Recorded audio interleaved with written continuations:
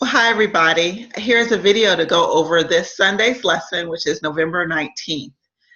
This week, the kids are learning about when the Israelites returned from exile after being in exile for 70 years. So let's take a quick look at our screen. I'm going to share my screen and we're going to go through the actual lesson plan. So the lesson plan is as normal. I'd encourage you to look at the Bible study at the end of the lesson plan, as well as look at the video to make sure you're understanding the context of the day's lesson. One of the things I wanted to talk about over the next couple of minutes is the beginning of class. So normally during the 15 minutes prior to the start of class, we have our 3 arrival activity tables out. The kids come in, they go to those tables, or they just kind of do whatever they like to do, play, talk, and so on. That's also was a time for us to talk with kids very informally. We want to try to do something a little bit different. This is actually what that curriculum prescribes, and a lot of curriculum is actually set up this way. We like, as children come in, to go ahead and assign them to small groups. And so what you'll see when you look at the lesson plan is that there's one arrival activity table, and that table is going to be manned by one of our youth volunteers. Everyone that comes through the door will go to that table and do whatever that activity is, and then it'll be up to the youth to point that child in the direction of the small group leader they need to go to. So there'll be, there's always 2 adults. So one of you will be the kindergarten, 1st and 2nd grade teacher, and the other will be the 3rd, 4th, and 5th grade teacher. So let's say a 5th grader walks through the door, they do the arrival activity, then our youth points them to go ahead and join the 3rd, 4th, and 5th grade small group. The benefit of this is that, one, we're connecting with kids right from the start, right from the beginning. They know they have a place where they belong. They know they have someone that wants to know them. You're putting the day's lesson into context by doing the initial activities. And it's really a great time for our kids to connect also with each other, especially the older kids that oftentimes are not as interested in all of the arrival activities, but could really benefit from some conversation in the beginning of the class. And so we'd like to kind of give this a try and see how it goes. Feel free to give us your feedback. We can kind of try to tweak it along the way. One of the things I'm actually thinking about doing is extending it into 5 minutes within class. So we might try to do that, and that helps us capture some of those latecomers. So this part will actually be from 4:45 to 5 minutes into class, and then our worship countdown will start. So let me know how that turns out for you, and make sure you read the instructions in the lesson plan, but call me or text me if you're still a little bit confused about that. I'm working on trying to rebuild our greeter team separate from the teachers, and so please be in prayer about that. And as you know, people within the congregation that wouldn't mind greeting downstairs, it was a great opportunity for them to serve. If they may not want to teach every Sunday or every month, they can certainly greet our parents and greet our kids with enthusiasm as they come in. So right now, we'll probably decide on Sunday who's going to greet downstairs and who's going to do dismissal. It looks like right now, unless I can find someone else, it may have to be one of our youth volunteers, or either I'm going to have to pull someone else from someone from somewhere else to do that. So let me go down. You can look at the first arrival activity. And again, here are the open and small groups. So when small groups start, go ahead and collect offering. You can talk about what offering means. You can talk about how God wants us to be generous, how we give Him because He's given to us so much. Go ahead and collect that.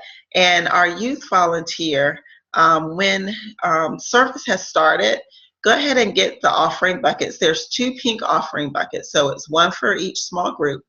Add the money up, put the money in the offering envelope, name the envelope elementary, put the date and the amount that's in the envelope, and seal it.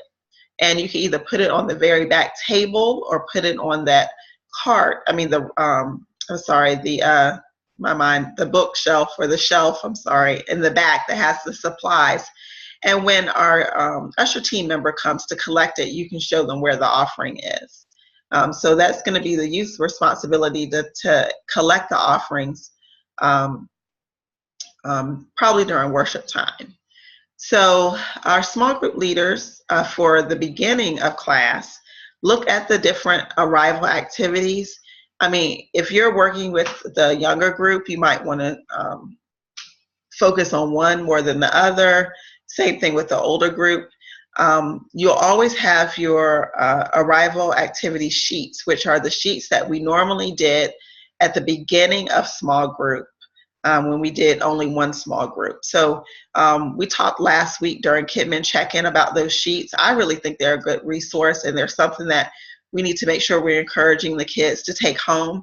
We need to help them do those sheets with enthusiasm, help them be interested in it. You can make it a competition.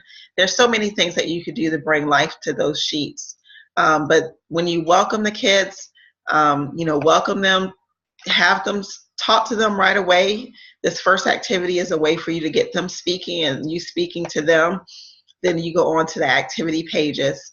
And then we have some additional arrival activities. You see, this is rock, paper, scissors. They're going to have a picture where they have to spot the differences between our churches today and the temple back in those days. It's different activities. So there's 5 altogether, 4 not counting the worksheet. So first service volunteers, if you could let second service volunteers know which activities you did not get to, because that way they can do those activities with second service kids, and those kids that have to stay for 2 services get something that's new. And so we don't expect you to get through all 5. In fact, if you were doing all 5 arrival activities, you're probably not spending any time talking to the kids. You're just kind of trying to get through the lesson. We just like to give you options. So in reality, if you're having a good conversation, if you're connecting with the kids, if you're you can talk to them at this point about what's going on in their week. You can talk to them about anything going on in their family. You don't have to necessarily stick to the lesson plan fully. But you do want to introduce what they're going to be learning. But again, you shouldn't really even get through all 5 because at that point, you probably weren't talking to them or connecting to them as much. So just keep that in mind and make sure you're communicating with second service volunteers so they know what you didn't get to. So we have our worship songs. I won't go over that. Prayer, a discussion starter video. Won't go through that. You can read all through that. All our normal stuff. Our first game. With this first game, there's an adaptation for second service, but basically the kids are there's 2 teams, and those big blocks, like the big looking Lego blocks, I'm gonna have parts of the title of today's lesson written on it for first service. For second service, it's gonna be the big picture question that's written on those. And you need to pick 2 kids from each side to try to put it together first, basically. And when they finish, whoever rings the bell first gets to win. So make sure you look at that. You can give the winning side tickets. Try to do the tickets more than big prizes. I wouldn't give them another prize for mega prize or anything like that, because we're trying to cut down on how many of those are being distributed each week. But they can get a ticket, or they can get another piece of candy out of the treasure box. So that could be another option that you give those children on the winning side. So the adaptation for second service is, again, that they won't say the title of the day's lesson, but they would say the answer to the big picture question. Again, if you have questions about that, call me or text me before Sunday morning. After that, we have a short transition video. Then we have our Bible story video and the discussion. This is nothing new. Salvation message, altar time. Mary and Heather, I know you're able to do that really well. Again, it's just, you don't have to stick to the script. And then we have our small group time, and the same thing.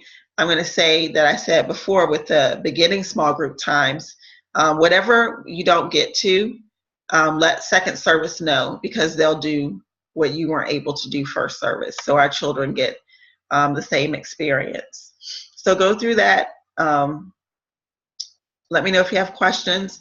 We have another transition song.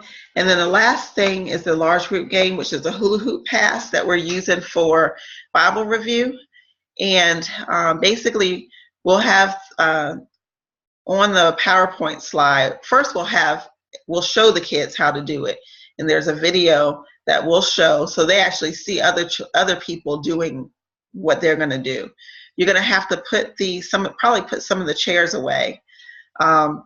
And there's going to be music on the slide that whoever's at media can pause and start. So stop and start. Let the music go.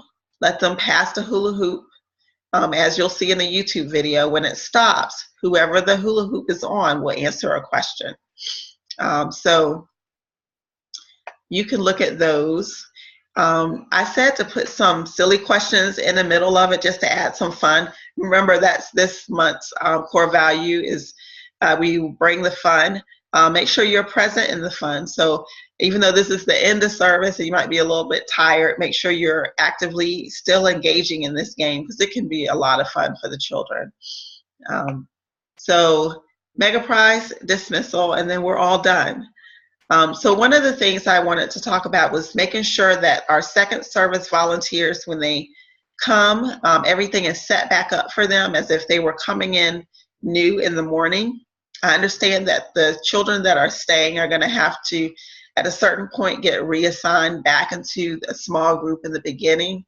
So make sure that they understand that first service volunteers, especially because we're doing this small group in the beginning, is so vital that you're at Kidmin check-in, because at quarter till we have to be able to start receiving kids.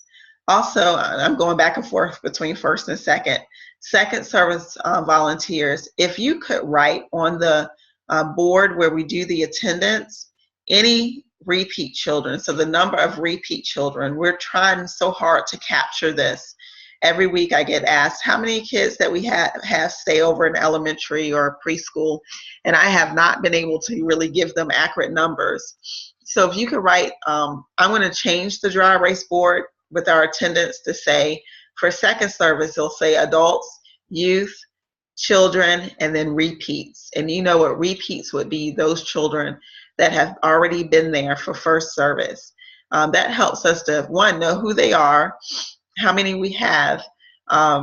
Is it trending up? Are we starting to get more? Are we, don't only have 3 or 4 or 5? It just gives us more information. If you can, and this would be very helpful to me, if you could write who they are in the class notebook, that would be even better. And that way, if we are starting to have some issues, I know which parents I can connect with as far as them helping us know, or helping us to help their children stay for 2 services. So I think that's about it. Let me know if you have questions, and I look forward to seeing all of you on Sunday. All right, bye-bye.